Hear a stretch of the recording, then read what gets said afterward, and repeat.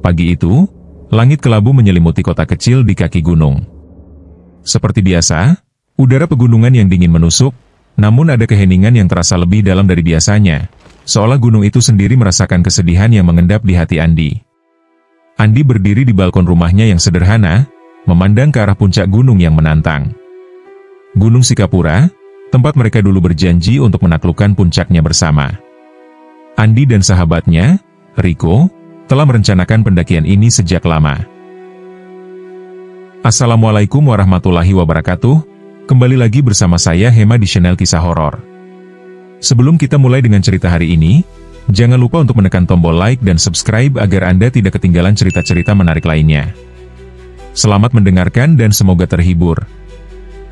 Mereka berbicara tentang gunung ini seperti tentang mimpi yang belum tercapai. Suatu hari, kita akan berdiri di puncak itu, Andi.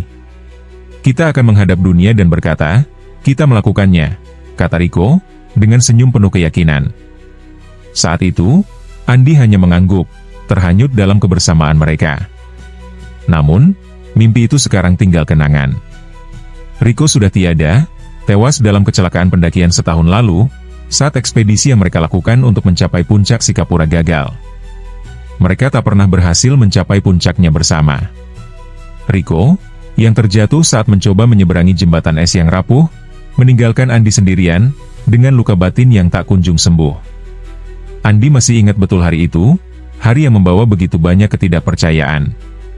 Saat dia berdiri di tepi jurang, di mana Riko jatuh, ia merasa dunia seolah berhenti berputar. Semua kenangan, semua rencana yang mereka buat, tiba-tiba terasa hampa.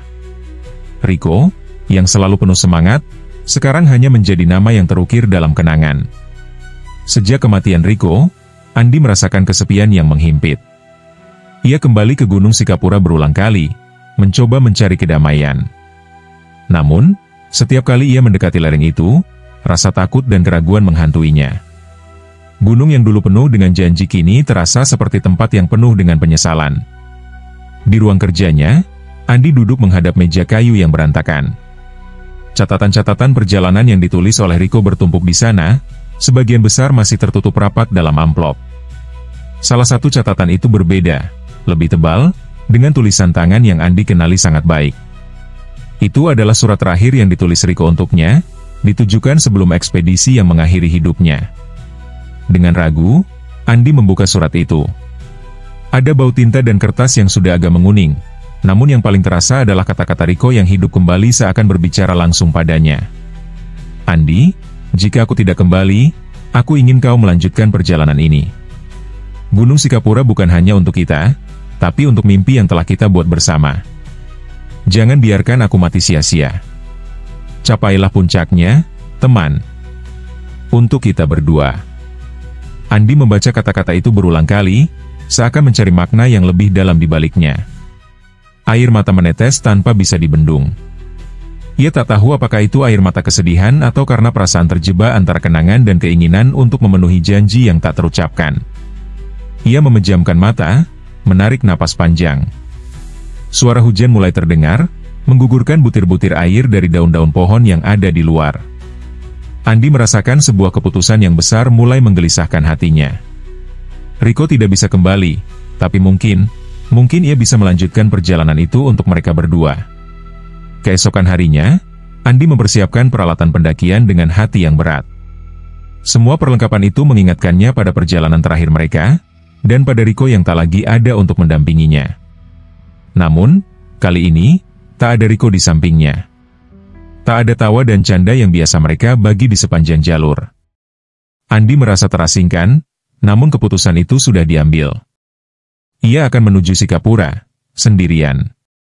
Malam itu, Andi duduk di ruang tamu, menatap peta Gunung Sikapura yang telah lama disimpan. Garis-garis jalur pendakian tampak seperti jalan menuju harapan dan ketidakpastian. Andi menyentuh titik tertinggi puncak gunung itu, lalu menarik napas panjang, seakan siap untuk menghadapinya. Saat ia menutup peta dan menatap foto lama Riko yang tersenyum di sampingnya, Andi merasa seperti ada yang memanggilnya. Tapi ia hanya menggelengkan kepala, meyakinkan diri bahwa itu hanya hayalan. Ia tidak akan terganggu oleh perasaan aneh itu. Dengan ransel di punggung dan langkah yang mantap, Andi meninggalkan rumahnya. Ia menuju ke kaki Gunung Sikapura dengan satu tujuan, untuk memenuhi janji, untuk mendaki puncak yang dulu mereka impikan, dan untuk merelakan apa yang telah hilang. Namun, ia belum tahu bahwa perjalanannya kali ini akan lebih dari sekadar fisik, akan lebih dalam dari sekadar menaklukkan gunung. Di atas sana, di puncak Sikapura, ada sesuatu yang menunggunya, sesuatu yang akan mengubahnya selamanya. Matahari mulai terbenam saat Andi tiba di kaki Gunung Sikapura. Udara di sini lebih sejuk, dan aroma tanah basah dari hutan yang mengelilingi jalur pendakian membuatnya merasa seolah-olah kembali ke rumah, meski hatinya jauh dari kata nyaman. Setiap langkah yang diambilnya terasa lebih berat dari yang ia duga. Ransel di punggungnya terasa semakin menekan, bukan hanya karena beratnya, tetapi juga karena ingatan akan Riko yang terus menghantuinya. Andi memandang ke atas, ke puncak gunung yang tersembunyi di balik kabut. Beberapa kali ia berhenti untuk menyeka keringat di dahinya, berusaha mengabaikan rasa cemas yang merayap. Malam yang mencekam semakin mendekat, dan sepertinya hujan akan turun segera. Andi tahu bahwa mendaki dalam kondisi seperti ini bisa sangat berbahaya, tapi ia merasa sudah terlalu jauh untuk mundur. Keputusan itu sudah dibuat, dan ia tidak bisa kembali begitu saja. Di tengah perjalanan, Andi berhenti di sebuah tempat peristirahatan kecil di tepi jalur. Ada sebuah batu besar yang bisa dijadikan tempat duduk, dan di atasnya tergeletak beberapa perlengkapan yang tampaknya ditinggalkan oleh pendaki sebelumnya. Andi meletakkan ranselnya, duduk, dan mengeluarkan botol air. Hening. Hanya suara alam yang terdengar, angin berdesir pelan dan daun-daun berguguran dari pepohonan sekitar. Saat Andi sedang meneguk air, ia merasakan ada sesuatu yang mengganggunya, suara yang samar-samar. Mungkin hanya angin, pikirnya, namun suara itu terasa lebih jelas, lebih dekat. Ia menoleh, tapi tidak melihat siapapun. Hanya ada hutan yang tampak gelap dengan kabut yang semakin tebal. Suara itu kembali terdengar, kali ini lebih seperti langkah kaki yang menghampirinya. Hati Andi berdegup kencang. Ragu-ragu, ia berdiri dan berjalan menuju sumber suara. Ia berpikir mungkin ada pendaki lain yang juga sedang beristirahat atau melanjutkan perjalanan. Tapi semakin ia berjalan, semakin ia merasa langkahnya semakin lambat dan berat, seperti ada sesuatu yang menahannya. Di tengah perjalanan, ia melihat sesuatu yang tak biasa. Di bawah pohon besar, ada jejak kaki. Jejak yang baru, seakan-akan ada orang yang baru saja melewati tempat itu. Namun, yang membuat Andi terkejut adalah ukuran jejak tersebut. Terlalu besar untuk ukuran kakinya, dan terlalu sempurna untuk menjadi jejak yang dibuat oleh seseorang yang tidak berpengalaman. Andi merasa semakin aneh. Bukankah ia hanya seorang diri? Jadi siapa lagi yang bisa meninggalkan jejak ini? Rasa ingin tahunya lebih besar daripada rasa takut yang merayap, sehingga ia mengikuti jejak tersebut. Semakin lama, kabut semakin pekat, dan suara langkah itu semakin terdengar jelas, hampir seperti mengikuti langkahnya. Namun, Andi tetap melangkah, tak ingin mengakui kegelisahannya. Tiba-tiba, saat ia melangkah lebih jauh, ia berhenti di sebuah tempat terbuka, di mana kabut tebal menyelimuti tanah basah.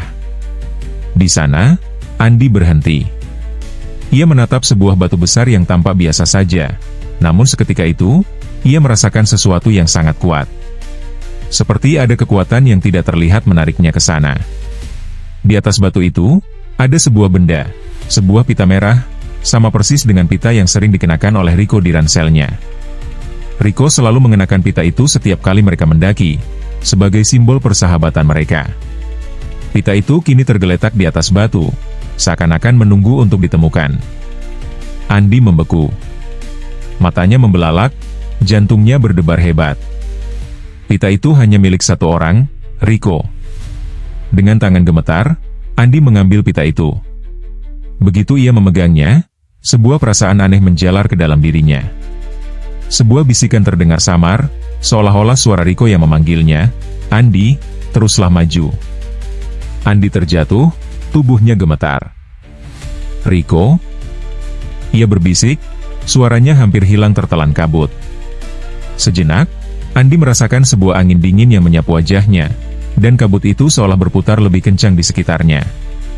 Dia hampir tidak bisa bernapas, perasaan campur aduk antara takut dan rindu. Ini tidak mungkin, pikirnya. Aku sendirian. Riko sudah tidak ada lagi. Namun, saat ia menoleh, langkah kaki itu terdengar lagi. Kali ini, lebih dekat, dan lebih nyata. Andi tahu, ini bukan halusinasi. Seseorang, atau sesuatu, ada di sana. Dengan perasaan tidak karuan, ia segera melanjutkan langkahnya, mencoba untuk tidak mendengarkan suara yang terus memanggil-manggil namanya. Tapi suara itu semakin keras, semakin nyata, seakan semakin dekat. Andi, jangan berhenti. Andi mulai berlari, berusaha menepi suara itu dari pikirannya, tapi dalam hatinya, dia tahu. Keberadaannya di sini lebih dari sekadar memenuhi janji kepada Riko. Ada sesuatu yang sedang menunggunya di atas sana, di puncak Gunung Sikapura. Sesuatu yang lebih besar dari sekadar kenangan. Pagi hari di Sikapura datang dengan kabut tebal yang menggantung rendah, menghapus batas antara tanah dan langit. Andi bangun dengan tubuh yang pegal, ranselnya terasa semakin berat, dan hatinya penuh dengan kekhawatiran yang datang tanpa permisi. Ia duduk sejenak, menatap ke arah puncak gunung yang hampir tidak terlihat di balik kabut. Sejak malam tadi, perasaan cemasnya semakin mendalam, dan suara langkah kaki yang terus mengikutinya membuatnya merasa seperti sedang diawasi. Hari pertama pendakian adalah hal yang paling mudah, hanya persiapan fisik. Tapi hari kedua, itu adalah tantangan sejati.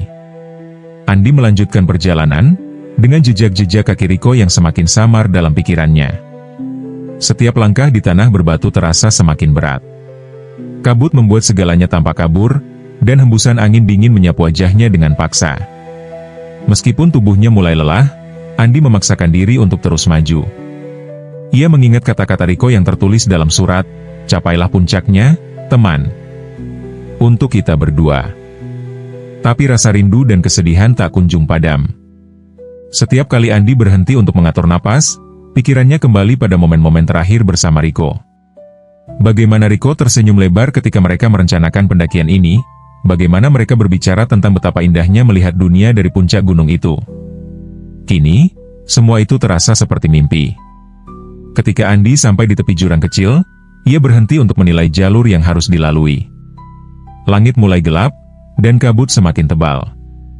Ia tahu ia harus segera mendirikan tenda sebelum cuaca benar-benar buruk. Namun, saat ia mengalihkan pandangannya ke bawah, ke jurang yang menakutkan itu, pandangannya menangkap sesuatu yang aneh. Sebuah batu besar, terletak di sisi jurang dengan goresan yang dalam, seolah-olah seseorang baru saja menahan diri untuk tidak jatuh. Dan di sana, di dekat batu itu, ia melihat sesuatu yang membuat darahnya membeku. Jejak kaki yang sama, jejak besar yang ia temukan kemarin, kini muncul lagi, persis di tempat yang sama. Andi memandang jejak itu, mulutnya terasa kering, napasnya terhenti. Ini mustahil. Jejak-jejak itu tidak bisa muncul begitu saja tanpa alasan. Langkah kaki itu semakin terdengar jelas di telinganya. Andi, teruslah maju. Suara itu kembali, kali ini lebih dekat.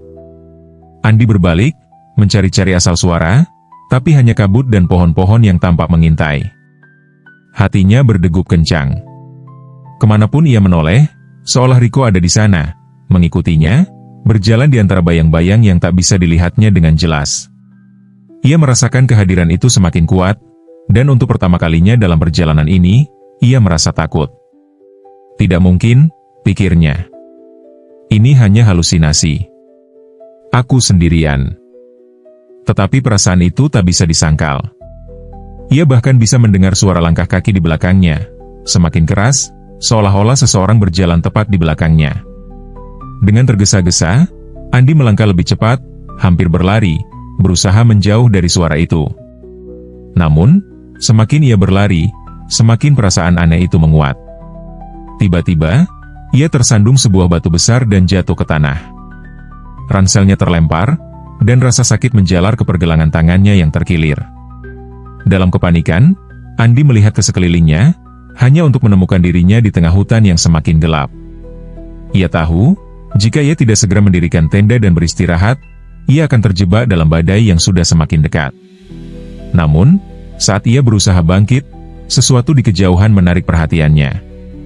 Di antara kabut, ada sosok yang tampak bergerak, seorang pendaki dengan jaket merah, berjalan perlahan. Andi menatapnya, matanya mulai tajam mencoba mengidentifikasi siapa orang itu. Itu Riko. Riko, teriak Andi, suaranya gemetar. Tetapi pendaki itu tidak berhenti. Ia hanya terus berjalan menjauh, seakan tidak mendengar panggilan Andi. Andi tergesa-gesa berlari, berusaha mengejar sosok itu, tetapi semakin ia berlari, semakin jauh sosok itu menjauh. Hingga akhirnya, sosok itu menghilang sepenuhnya ke dalam kabut yang semakin pekat. Nafas Andi terengah-engah, tubuhnya gemetar. Dia berhenti, berdiri kaku di tengah jalan setapak yang kini terasa seperti jalur menuju kehampaan. Pandangannya kabur, dan suara yang terus mengikutinya kini terasa begitu nyata. Ia merasakan sesuatu yang mendalam, sesuatu yang jauh lebih dari sekadar perasaan kehilangan. Ini bukan hanya tentang gunung atau perjalanan. Ini adalah pertempuran antara kenyataan dan bayangan. Dengan tangan gemetar, Andi memutuskan untuk melanjutkan. Ia tahu bahwa jika ia berhenti, ia akan kalah dalam pertarungan ini, entah itu pertarungan dengan dirinya sendiri atau dengan sesuatu yang lebih besar dari apa yang bisa ia pahami. Tetapi yang ia tak tahu adalah, ada sesuatu yang lebih besar lagi yang menunggunya, di puncak Gunung Sikapura, dan itu tidak akan membiarkannya pergi begitu saja. Kabut semakin pekat, dan angin mulai berhembus kencang, menambah suasana mencekam yang mengelilingi Andi. Langkahnya terasa semakin berat, semakin lambat, seiring dengan semakin tebalnya kabut yang menutup pandangannya. Setiap langkah membawa perasaan tercekik, seperti ada tangan tak terlihat yang menarik-nariknya, memaksanya untuk terus maju meskipun ia hampir tak tahu lagi di mana dirinya berada. Andi telah mendaki hampir separuh Gunung Sikapura. Perjalanan ini sudah lebih lama dan lebih sulit dari yang ia bayangkan. Setiap jejak yang ia tinggalkan di tanah berlumpur seolah menghubungkannya dengan dunia yang semakin jauh dari kenyataan. Perasaan kehilangan dan kerinduan akan Riko semakin menggerogoti hatinya. Tapi ada hal lain yang jauh lebih mengganggu, kehadiran sesuatu yang tak kasat mata, yang terus mengikutinya sejak hari pertama pendakian. Beberapa kali, ia merasa langkah kaki itu kembali. Suara langkah kaki yang ringan, yang terdengar di belakangnya, selalu datang tepat saat ia mulai merasa lelah. Kadang terdengar samar, kadang jelas, seolah ada seseorang yang berjalan di sampingnya, seolah mengawasi. Tapi Andi tahu, itu bukan Riko. Riko sudah tiada. Di puncak sebuah bukit kecil, Andi berhenti. Ia menatap ke bawah, melihat jalur pendakian yang semakin menantang. Di kejauhan, ia bisa melihat sebuah lembah besar, tempat yang biasa disebut lembah hantu oleh pendaki-pendaki yang sudah lebih dulu menaklukkan gunung ini. Lembah itu terlihat seperti sebuah tempat yang terhanyut dalam kabut, seakan terjebak dalam waktu dan ruang. Andi menarik napas dalam-dalam, mencoba untuk menenangkan diri. Tetapi saat matanya bergerak ke atas, ke puncak Sikapura, ia merasakan sesuatu yang sangat kuat. Keinginan untuk mencapai puncak itu, untuk memenuhi janji yang pernah dibuatnya bersama Riko, kini meluap dalam dirinya. Namun, seiring dengan itu, rasa takut yang lebih besar juga mulai menguasai hati Andi. Tiba-tiba, kabut itu menghilang sebentar, membuka jalan ke puncak yang terletak tidak jauh dari pos terakhir pendakian. Itu adalah puncak yang telah lama mereka impikan. Di sanalah Riko harusnya berdiri bersama Andi, menyaksikan dunia dari ketinggian. Namun, Andi berdiri sendiri, dikelilingi oleh keheningan yang mencekam. Dan di puncak itu, di antara kabut yang kembali datang, Andi melihatnya, sosok Riko. Dia mengenakan jaket merah yang sudah lusuh, sama persis dengan yang dikenakan saat terakhir kali mereka mendaki bersama. Riko berdiri di sana, hanya beberapa langkah dari Andi, dan menatapnya dengan mata yang penuh harapan. Riko? Suara Andi tercekat, seperti terjebak dalam kenyataan dan mimpi yang berbaur. Sosok itu tidak bergerak, hanya berdiri diam, menunggu. Andi melangkah maju, hati berdebar kencang. Ia ingin berlari dan merangkul sahabatnya, namun langkah kakinya terasa berat, seolah ada kekuatan tak terlihat yang mencegahnya. Ketika ia hampir sampai, sosok itu tiba-tiba berbalik dan berjalan menjauh, menuruni lereng yang curam. Riko, teriak Andi, kali ini dengan suara penuh keputusasaan. Tetapi suara itu hanya terhenti di udara, menghilang dalam kabut yang tebal. Perasaan hampa melanda Andi. Apa yang ia lihat? Apakah itu nyata? Atau hanya hayalan yang tercipta dari kerinduannya? Namun, yang lebih menakutkan adalah perasaan bahwa ia telah berada di tempat yang salah, di jalur yang salah. Andi merasa dikelilingi oleh bayang-bayang. Ia mendengar suara yang kembali mengikutinya, lebih keras dari sebelumnya, lebih menuntut. Andi, jangan berhenti, terimalah aku. Andi berlari, berusaha mengejar sosok itu, mencoba melupakan suara yang bergetar di dalam dirinya. Tapi semakin ia berlari, semakin kabut itu menggelapkan jalurnya. Ia tahu, ini adalah saat yang menentukan. Jika ia melangkah lebih jauh, ia mungkin akan benar-benar hilang dalam dunia ini, dalam dunia yang diciptakan oleh kesedihan dan kehilangan. Sesaat sebelum ia jatuh ke dalam jurang kebingungan, sebuah suara lain terdengar, bukan suara Riko, tetapi suara yang sangat dikenalnya, suara Riko yang tertawa. Jangan takut, Andi. Aku akan selalu ada di sini, bersama kamu. Andi berhenti, terkejut. Ia menoleh, tetapi tidak ada apa-apa di belakangnya. Ia berbalik ke depan, dan kali ini, sosok Riko sudah tidak ada lagi. Yang ada hanya puncak Sikapura yang tampak lebih dekat dari sebelumnya. Tanpa suara, tanpa bayang-bayang. Hanya ada hening yang mendalam. Dalam ketenangan itu, Andi berdiri diam, mencoba memulihkan napasnya.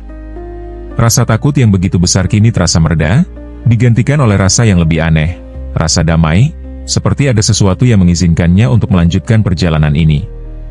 Entah apa yang ia lihat atau dengar, Andi tahu satu hal, ia harus melanjutkan pendakian ini, untuk Riko, untuk dirinya sendiri. Dengan penuh tekad, Andi melangkah maju, menuju puncak yang sebenarnya. Pagi itu, Andi terbangun lebih awal, meski tidur hanya beberapa jam. Di luar, kabut masih menggantung tebal di sekitar puncak Sikapura. Namun, entah mengapa, hari ini terasa berbeda. Udara terasa lebih segar, dan meskipun suhu masih cukup dingin, ada kehangatan yang menyusup dalam dirinya, sesuatu yang membuatnya merasa lebih kuat dari sebelumnya. Mungkin karena semalam, di puncak gunung, Andi akhirnya bisa menemukan kedamaian yang selama ini hilang. Mungkin karena semalam, ia menerima kenyataan bahwa ia harus melanjutkan hidup tanpa Riko. Tapi perasaan itu tidak datang begitu saja. Ia masih merasa sesak di dadanya, seolah-olah kenangan akan sahabatnya masih menggantung erat di hatinya. Sesuatu yang tak bisa ia lepaskan begitu saja. Namun, malam tadi, saat ia berdiri di sana, di puncak yang penuh kabut, di tempat yang telah mereka impikan berdua, ia akhirnya mengerti. Riko tidak benar-benar pergi. Riko ada dalam dirinya, dalam setiap langkahnya, dalam setiap keputusan yang ia buat untuk melanjutkan pendakian ini. Mungkin itulah yang dimaksudkan oleh suara itu, suara Riko yang tertawa. Mungkin, selama ini, Andi hanya terlalu takut untuk menerima kenyataan itu. Dengan hati yang lebih ringan, Andi melanjutkan perjalanan, menuruni jalur yang semakin terjal. Setiap langkahnya terasa lebih pasti, meskipun tubuhnya masih merasa lelah. Jejak yang ditinggalkan oleh Riko di sepanjang jalan pendakian ini seakan membimbingnya, memberi semangat meski sosok fisiknya sudah hilang. Andi merasa, semakin ia melangkah, semakin kuat perasaan itu. Riko tidak akan pernah benar-benar meninggalkannya. Hanya saja, kali ini, Andi tahu ia harus mendaki sendirian, tanpa bayang-bayang. Namun, perjalanan ini bukan hanya tentang fisik. Itu adalah perjalanan batin yang lebih dalam. Setiap detik yang berlalu membawa Andi ke titik yang lebih dekat dengan dirinya sendiri. Di tengah hutan lebat ini, ia menemukan sesuatu yang lebih dari sekadar puncak gunung yang ingin ia capai. Tiba-tiba, saat ia melangkah lebih jauh, Andi menemukan sesuatu yang membuat langkahnya terhenti. Di depan, ada sebuah gua kecil di sisi gunung, terletak dengan sempurna di antara dua tebing. Gua itu terlihat seperti tempat yang telah lama ditinggalkan, namun ada sesuatu yang membuat Andi tertarik untuk mendekat. Ketika ia memasuki gua itu, ia merasakan hawa dingin yang berbeda. Hawa yang lebih kental, lebih berat, seakan ruang itu memiliki cerita tersendiri. Di dalam gua, ada sebuah altar batu yang sederhana, dan di atasnya tergeletak sebuah benda kecil, sebuah medali perak. Andi mendekat dan memungut medali itu. Medali tersebut terlihat sangat familiar, seperti yang selalu dipakai oleh Riko di lehernya saat pendakian terakhir mereka. Tanpa berpikir panjang, Andi menggenggam medali itu erat, Dan sesaat kemudian, sebuah suara lembut terdengar di dalam pikirannya. Andi? Suara itu adalah suara yang sama, suara Riko. Bukan suara yang menakutkan, tetapi suara yang hangat, penuh cinta. Andi menutup matanya, mengatur napas. Ada ketenangan dalam dirinya yang tidak ia rasakan sebelumnya. Riko mungkin tidak ada lagi di dunia ini secara fisik, tetapi kenangan mereka, ikatan yang mereka miliki, tetap hidup dalam setiap langkah Andi. Medali ini, seperti pita merah yang ia temukan sebelumnya, adalah simbol dari perjalanan mereka bersama. Dan meskipun Riko sudah tidak ada, Andi tahu bahwa ia membawa bagian dari sahabatnya itu kemanapun ia pergi. Dengan perlahan, Andi keluar dari gua dan melanjutkan perjalanan. Medali itu tergantung di lehernya, sebagai pengingat bahwa ia tidak pernah benar-benar sendirian. Tidak hanya di Gunung Sikapura, tetapi juga dalam hidupnya. Riko ada di dalam dirinya, dan itulah yang membuatnya kuat. Saat matahari mulai terbenam, Andi tiba di sebuah bukit kecil, tepat di bawah puncak gunung. Di sini, ia berhenti dan memandang ke arah lembah yang terbentang luas di bawahnya. Semua yang dilihatnya tampak begitu indah. Pemandangan yang selama ini mereka impikan untuk bisa dilihat bersama, kini hanya ada di dalam kenangannya. Andi duduk di atas batu besar, menatap ke arah horizon. Angin malam mulai berhembus, membawa udara dingin yang menyegarkan. Ia menutup matanya, merenung sejenak.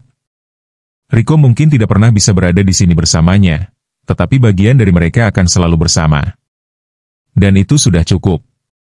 Di dalam hatinya, Andi mulai merasakan damai yang selama ini ia cari. Perjalanan ini bukan hanya tentang mencapai puncak fisik gunung, tetapi tentang menerima kenyataan, menerima kehilangan, dan akhirnya menemukan kedamaian. Dan ketika ia membuka matanya, ia tahu, ia telah sampai di puncak, tidak hanya gunung ini, tetapi juga dalam perjalanan hidupnya. Terima kasih, Riko, Andi berbisik pelan, seraya menatap bintang-bintang yang mulai bermunculan di langit. Aku akan terus mendaki. Malam telah menyelimuti Gunung Sikapura dengan keheningan yang luar biasa. Angin yang semula kencang kini telah reda, meninggalkan malam yang damai. Andi duduk di atas batu besar, menatap bintang-bintang yang kini berkilau terang di langit. Ia merasakan kedamaian yang belum pernah ia alami sebelumnya. Semua perasaan berat, semua keraguan yang ia bawa sejak awal pendakian, kini perlahan menguap bersama angin malam. Di bawahnya, lembah yang luas tampak begitu tenang, begitu jauh, seolah mengingatkan Andi bahwa ada dunia yang lebih besar di luar sana. Dunia yang telah ia lihat dari puncak gunung, dunia yang selama ini hanya bisa ia impikan bersama Riko. Kini, meskipun ia masih merasa kehilangan, ia tahu bahwa hidup harus terus berjalan. Dengan perlahan, Andi berdiri dan menatap ke atas, ke arah puncak Sikapura, yang kini tampak begitu dekat. Puncak itu, tempat yang telah mereka rencanakan bersama, sekarang terasa seperti bagian dari dirinya sendiri. Sebuah perjalanan yang tak hanya membawa fisiknya ke atas, tetapi juga mengangkat hatinya, memberi arti pada setiap langkah yang ia ambil. Saat ia melangkah turun dari batu besar itu, Andi merasakan sesuatu yang kuat, sebuah perasaan bahwa perjalanan ini bukanlah akhir. Ia mengingat kata-kata Riko yang dulu mereka ucapkan bersama. Gunung ini bukan tentang mencapai puncaknya, Andi. Ini tentang bagaimana kita menjalani perjalanan itu. Andi tersenyum kecil, seperti mendengar suara Riko lagi di dalam pikirannya. Ia mengangguk pelan, menyadari bahwa perjalanan ini, meskipun penuh dengan rintangan, kehilangan, dan bayang-bayang, telah membentuknya menjadi pribadi yang lebih kuat. Keputusan yang ia ambil untuk terus melanjutkan pendakian, meskipun penuh keraguan, adalah bagian dari proses untuk menemukan kedamaian dalam dirinya sendiri. Ketika ia melangkah lebih jauh ke bawah gunung, Andi merasa ada sesuatu yang berbeda. Tidak ada suara langkah kaki yang mengikutinya, tidak ada lagi bayangan Riko di balik kabut. Yang ada hanyalah dirinya, melangkah sendirian, tetapi dengan perasaan yang lebih utuh. Ia tidak lagi merasa kosong, tidak lagi merasa terjebak dalam kenangan. Ia mulai merasa bahwa meskipun Riko telah pergi, ia telah menemukan cara untuk membawa sahabatnya itu dalam setiap langkah hidupnya ke depan. Hari mulai beranjak pagi, dan Andi tiba di bawah kaki gunung. Di sana, di tempat yang dulu mereka rencanakan untuk bertemu setelah pendakian, Andi berhenti sejenak. Ia menarik napas dalam-dalam, merasa beban yang selama ini ia bawa akhirnya terlepas. Semua yang ia rasakan, kekecewaan, kebingungan, kerinduan, sekarang terasa seperti angin yang berlalu. Di depannya, sebuah jalur setapak terbentang. Jalur itu menuju rumah, menuju kehidupan yang menanti, menuju dunia yang penuh kemungkinan. Andi tahu, perjalanan ini bukanlah akhir. Ini adalah awal dari sesuatu yang baru. Ia berjalan menuju jalur itu dengan langkah pasti, merasakan setiap jejak yang ia tinggalkan sebagai bagian dari perjalanan panjang yang telah membentuknya. Setiap jejak itu, meskipun sendiri, penuh dengan arti. Seperti kata-kata terakhir Riko yang selalu ia ingat, kita tidak pernah benar-benar sendirian. Selalu ada bagian dari kita yang tetap hidup di dalam perjalanan kita. Dengan senyuman kecil, Andi melangkah maju, memulai babak baru dalam hidupnya. Sebuah hidup yang penuh dengan kenangan, tetapi juga penuh dengan harapan. Harapan bahwa apapun yang terjadi, ia tidak akan pernah benar-benar kehilangan sahabat yang telah pergi. Berbulan-bulan setelah pendakian itu, Andi kembali ke kota, ke rutinitas lama yang sempat terlupakan. Ia kembali ke pekerjaan, bertemu teman-temannya, dan menjalani kehidupan yang hampir terasa biasa. Tetapi setiap kali ia mendongak ke langit, melihat gunung Sikapura yang jauh di ufuk sana, Andi tersenyum. Ia tahu, bagian dari dirinya akan selalu berada di puncak gunung itu, bersama Riko, selamanya. Kadang, saat angin bertiup lembut, Andi bisa mendengar suara tawa sahabatnya yang seolah datang dari jauh. Dan meskipun ia tidak melihatnya lagi, ia tahu, dalam hatinya, Riko tidak pernah benar-benar pergi.